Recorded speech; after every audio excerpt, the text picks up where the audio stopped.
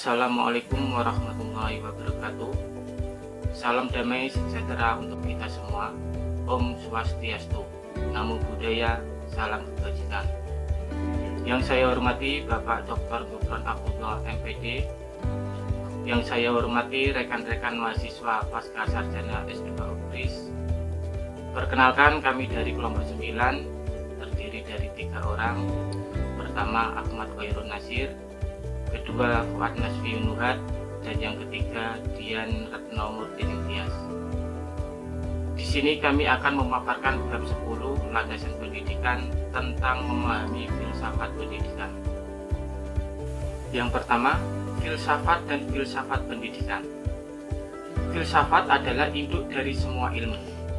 Ilmu yang mencari kebenaran yang mendasar atau mendalam hingga kepada hakikat.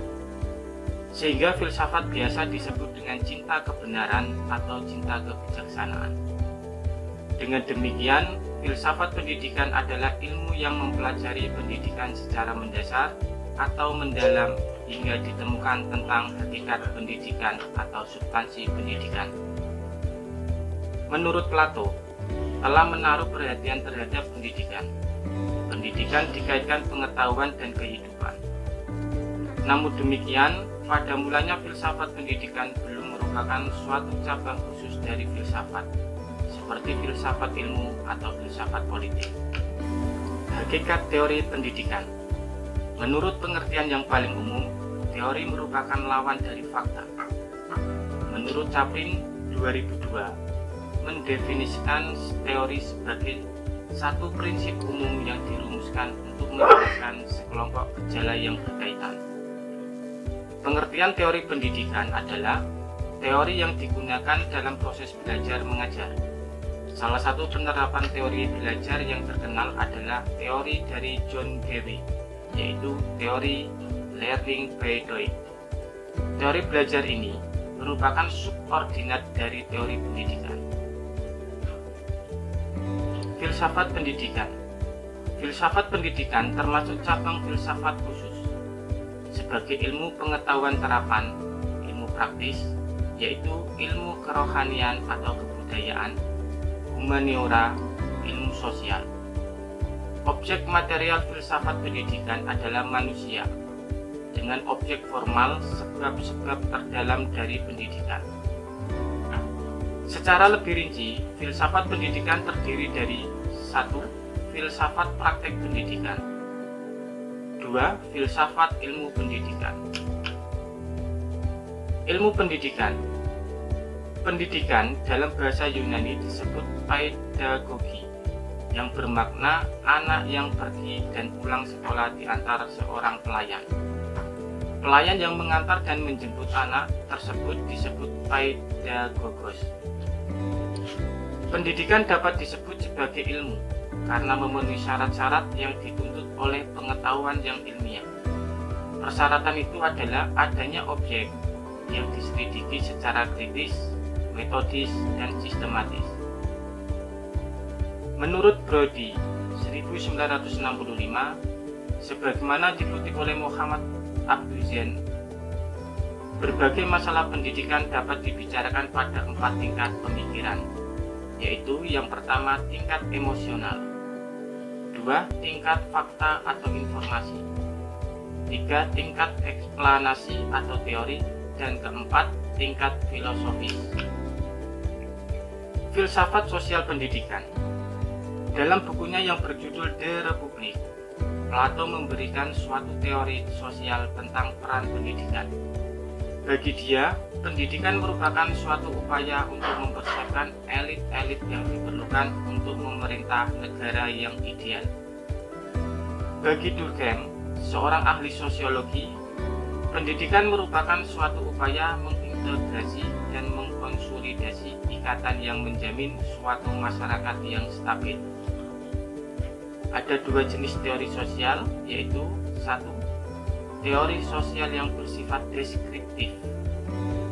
2. Teori sosial preskriptif. Persamaan dan pendidikan. Persamaan adalah sama atau kesamaan dalam beberapa hal khusus. Dua garis yang sama panjangnya adalah garis-garis yang panjangnya sama. Implikasi pendidikan dari analisis tersebut di atas dapat dipertimbangkan. Bila kita mengambil prinsip persamaan dalam pengertian yang ketat, bahwa semua anak adalah sama, atau bahwa mereka harus semua diperlakukan serupa dalam suatu hal yang substansial, kemustahilan saran menjadi jelas. Sebab anak-anak tidaklah sama dalam suatu hal pendidikan yang signifikan. Kebebasan dan pendidikan. Seperti halnya persamaan, kebebasan merupakan salah satu konsep yang tidak sederhana. Ide dasar yang ada dalam kebebasan adalah membiarkan orang untuk melakukan apa yang ingin dilakukan. Tradisi dalam filsafat politik dan sosial memandang kebebasan sebagai situasi yang di dalamnya seseorang tidak dihalangi atau dirintangi oleh yang lain. Demokrasi dan pendidikan. Teori umum bahwa pendidikan harus melayani demokrasi dengan menghasilkan kaum demokrat tampaknya tidak dapat dicelah memberikan asumsi sebelumnya bahwa suatu masyarakat demokratis tidak dapat diinginkan suatu masyarakat. Teori yang lebih terbatas adalah bahwa sekolah-sekolah dan lembaga pendidikan lain akan dengan sendirinya berlangsung di atas garis demokratis. Hal itu membentuk bagian dari asumsi metode-metode dari teori umum. Pendidikan harusnya menjadi demokratis dalam arti dapat diterima oleh masyarakat bagi rakyat. Pendidikan, moral, dan agama. Secara umum diakui bahwa terdapat hubungan yang erat antara pendidikan dan moral, dan antara pendidikan serta agama. Pengajaran agama hendaknya masuk di dalam undang-undang pendidikan. Dalam bentuknya yang paling kuat, pengajaran moral dan agama merupakan suatu yang esensial bagi pendidikan. Bahwa pendidikan sungguh-sungguh tidak mungkin terjadi tanpa pengajaran moral dan agama. Moral dan pendidikan. Moral terkait dengan suatu hierarki aktivitas pada tingkat logikal yang paling rendah adalah praktek-praktek moral, seperti mengatakan kebenaran, menepati janji, dan membayar hutang. Pada tingkat logikal yang lebih tinggi adalah teori-teori moral yang mencoba memberikan pertimbangan umum tentang atau suatu keputusan, tentang kesimpulan, tentang apa yang seharusnya dilakukan dalam praktik. Pendidikan moral. Pendidikan moral harus berkaitan dengan mempengaruhi tingkah laku, dan hal ini mempersyaratkan sejumlah pengetahuan tertentu yang dituntut oleh siswa. Anak-anak tidak dilahirkan bermoral, mereka harus dibuat bermoral, dan suatu bagian yang tidak terpisahkan dari upaya ini adalah bahwa untuk mencapainya dengan suatu perlengkapan konseptual tertentu. Agama dan pendidikan. Hubungan antara agama dan pendidikan telah menjadi hubungan yang sangat erat dalam hampir semua kasus, dan pernyataan bahwa agama harus memiliki tempat yang penting dalam pendidikan senantiasa memperoleh dukungan yang berpengaruh. Pendidikan agama dan pengajaran.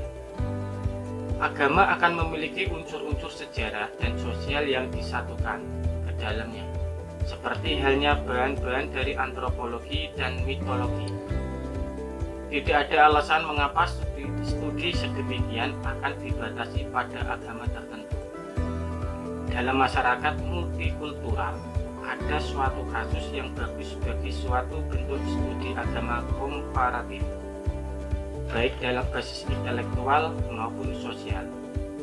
Cara komitmen menimbulkan pertimbangan-pertimbangan yang lebih sukar, karena ini akan melibatkan mengajar anak-anak. Terima kasih, kami dari kelompok 9 telah memaparkan tentang filsafat pendidikan. Assalamualaikum warahmatullahi wabarakatuh.